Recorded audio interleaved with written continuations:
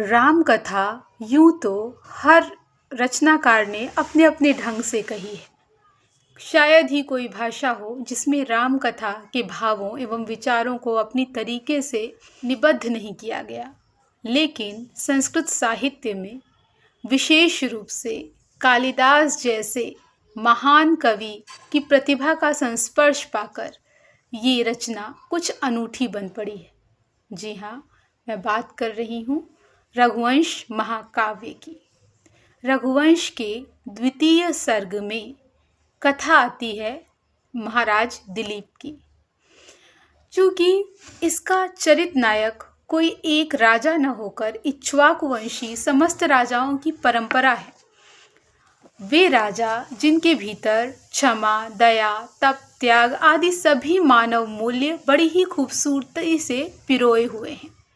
तो उन्हीं राजाओं में से एक राजा हैं दिलीप, जो निसंतान है और जो अपनी पत्नी के साथ मिलकर गो सेवा का व्रत लिए हैं ताकि उन्हें एक योग्य संतान की प्राप्ति हो सके जो उनका राजकार्य भली भांति चला सके।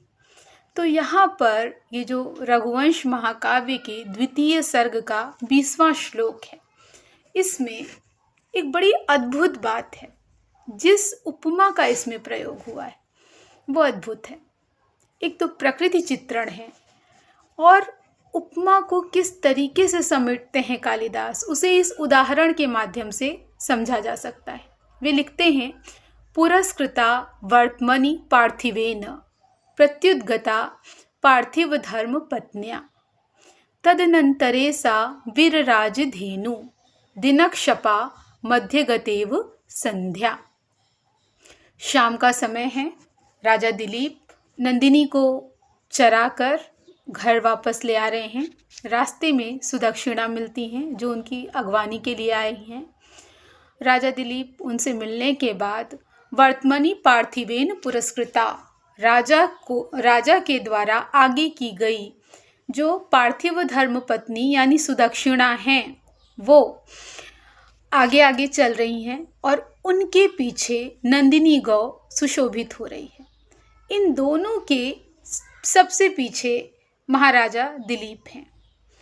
इस उपमा को, इस शब्द चित्र को उकेरते हुए कालिदास लिखते हैं कि जो अनूठी छवि दिखाई दे रही है वो ऐसी लग रही है मानो रमणीय प्रातःकाल और सुंदर रात के मध्य अद्भुत सा सायंकाल सुशोभित है।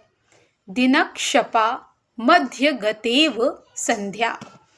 तो नंदिनी के लिए सायंकाल की रमणीयता का समाहार करना प्रकृति चित्रण के साथ साथ, चूंकि मनुष्य और गाय सभी उस अनंत प्रकृति का भाग मात्र हैं, तो ये जो उपमा का विधान करते हैं कालिदास अपने आप में अद्भुत है। इस उपमा पर आप जितना विचार करेंगे आपको याद आएंगी ऐसी तमाम कविताएं जो हिंदी साहित्य में कालिदास से प्रेरित या प्रभावित होकर लिखी गईं। कालिदास पर अलग अलग लेख लिखे गए। कालिदास सच सच बतलाना कविता लिखी गई। इसके अलावा संध्या का भी सौंदर्य कम मादक तो नहीं। संध्या सुंदरी जैसी न जाने कितनी कविताएं हैं जिसमें दिन के एक प्रहर के रूप में कभी उषा का तो कभी संध्या का जिक्र आता है। और इस सत्य से भी इनकार नहीं किया जा सकता कि संस्कृत साहित्य का गहरा असर हिंदी समेत सभी भारतीय भाषाओं पर पड़ा। तो हमारे ये जो शुरुआती प्रारंभिक रचनाकार हैं उनसे आज तक के जो भी कवि, लेखक या रचनाकार हैं वो परंपरा कैसे जुड़ती है ये समझना, हृदयंगम करना बहुत ही महत्वपूर्ण है। और ऐसी कड़ियाँ हम आगे भी जोड़ते रहेंगे इस आशा के साथ।